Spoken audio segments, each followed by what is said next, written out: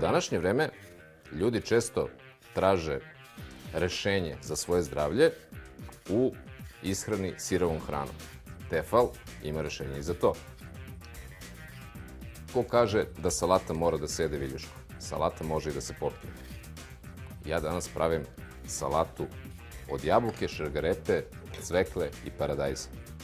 Ali u ovom malenom, ali veoma jakom blenderu.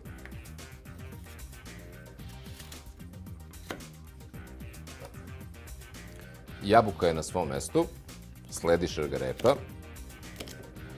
Moram malo da mu pomognem, zato sam šargarepu isekao na manje komade. Isto važi i za cvekla. Sveža cvekla potpuno. Cveklu nije potrebno kuvati. Naprotiv, još je zdravija kada se ovako koristi. I zašto da ne, ako je salata, malo i paradajza.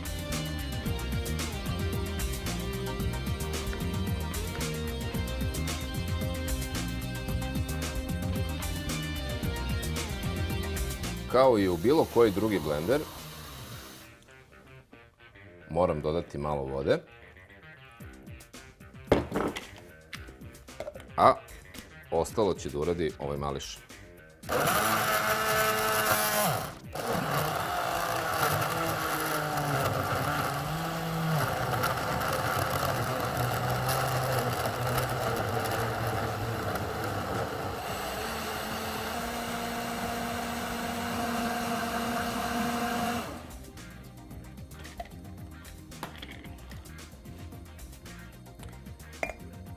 Neki ovo zovu shake, neki zovu smoothie.